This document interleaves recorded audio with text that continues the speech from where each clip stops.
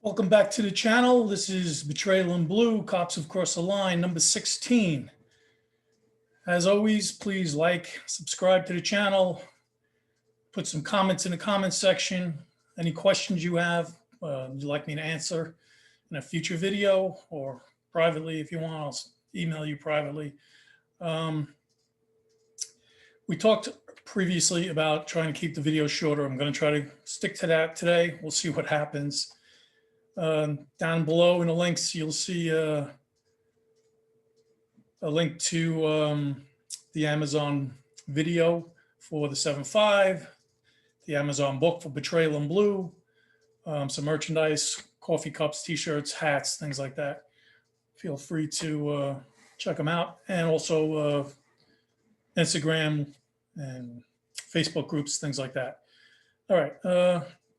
So there really hasn't been any heavy police corruption lately, like guns and drugs missing and evidence, wayward evidence, things like that. No one's been on corruption as you guys know it from the 7.5 movie. No one's out there. And I think it's body cams that's really holding things back. Otherwise, the guys would be grabbing stuff. There are individuals, as we talked about in the last couple of videos, that have done it and got caught on their own body cams. There's really no crews doing anything, police crews like back in the day when we were doing it. So I've been doing research. There's a lot of cops being arrested, just like in other professions, assaults and domestic violence cases and DUIs, but that's across the board. That's every profession. So I didn't cherry pick none of those cases.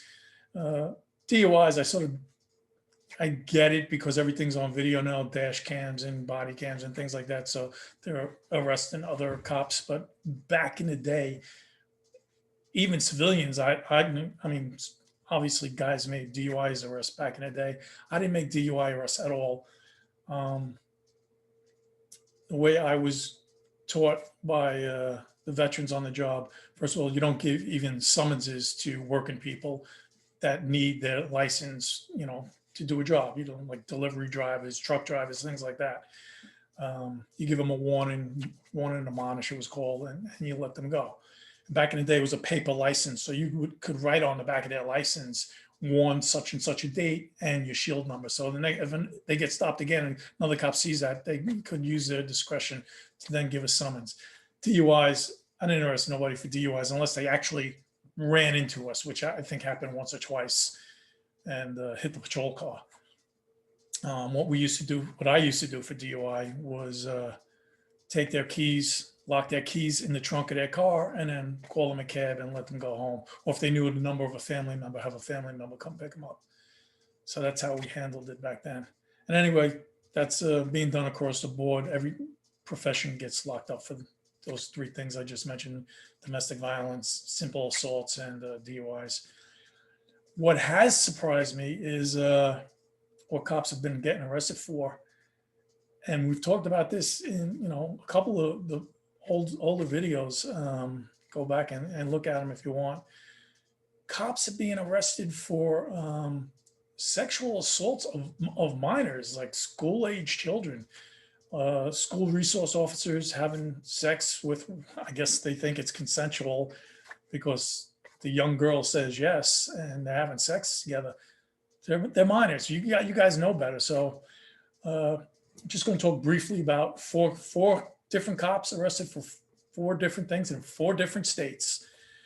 First cop, it's up in South Carolina. His name is Zedrick Smalls, 50 years old. He was charged with 4 counts of criminal sexual conduct in the 2nd degree and 1 count in the 3rd degree. He's being held with no bond for sexual assault on a minor. The next case was in Texas. Tyrone Williams charged sexual assault, 1 charge. He is on administrative leave only, pending the outcome. He was not fired yet. Sure, there's internal investigation going on. They're saying pending the outcome of his criminal charges. And that was Texas. In Kansas, Thomas Wallace, 1 count, sexual exploitation of a child. Doesn't give anything really further. It was really brief on that. And then we got Little Rock, Arkansas, Greg Ray McKinney. They always say be careful of people with two first names, right?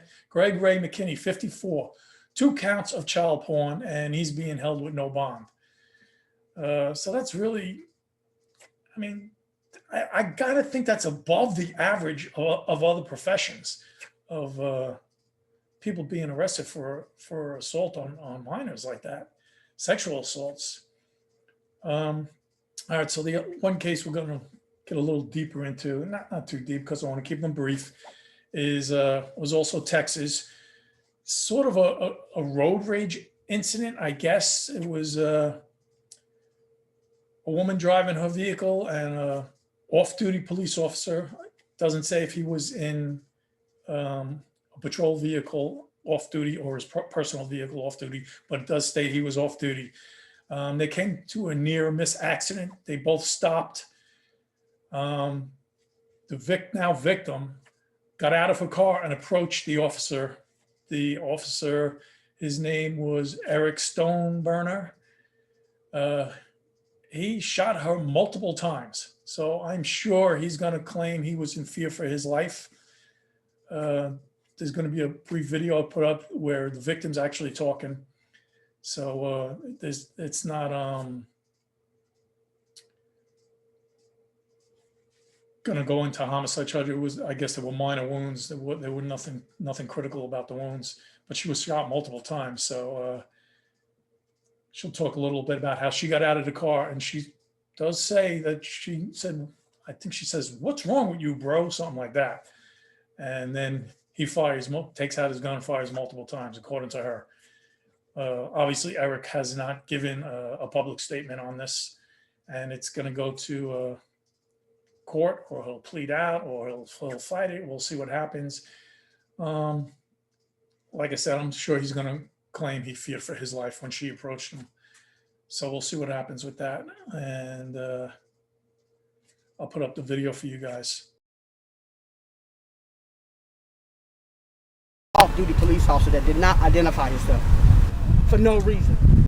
Texas Rangers are investigating an incident involving an off-duty Copperas Cove police officer allegedly shooting one Central Texas woman multiple times, adding to numerous officer-involved shootings in our area. Tell me you're a police officer. Why are you arguing me like you're a regular person? You didn't do none of that. You opened fire and shot me 6 times, and that was it. Lucretia Murray says she was on her way home in Copperas Cove when she felt a pain above her hip. Immediately U-turning to head to Advent Health, she claims the driver behind her was an off-duty officer who sped around her truck, then slowed down. She then... I jumped out like this, like, what's your problem, bro? I'm going to the house, what's your problem? As soon as I did that, he pulled a gun. At that time, when he looked back and seen these guys recording, he turned around, then he take out his badge.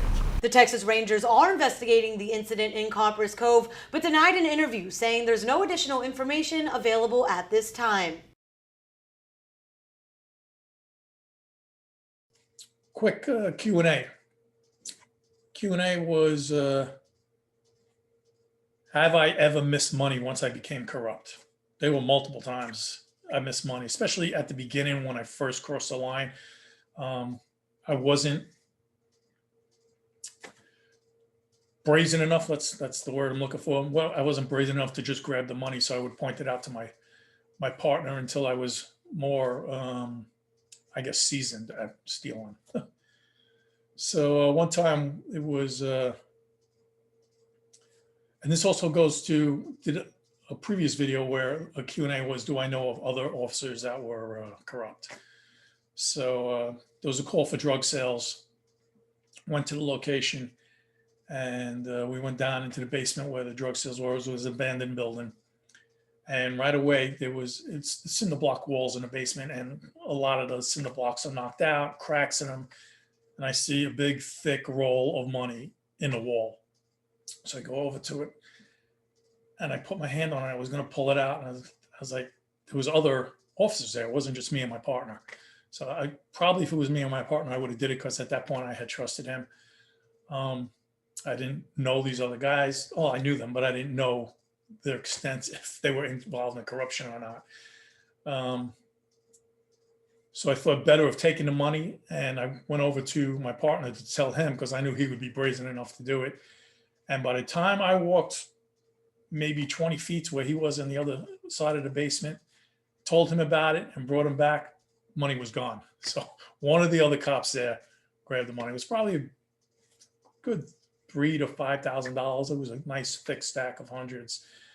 I'm sure there must have been drugs stuffed somewhere else also. So that was, I missed that.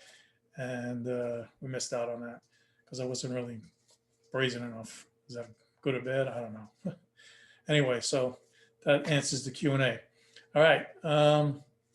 Subscribe to the channel. You'll be notified of new videos coming out. Like the videos, leave some comments. Comments are always appreciated. I try to answer all of them. And see you guys next time in the next video. Thanks so much for stopping by. Appreciate it.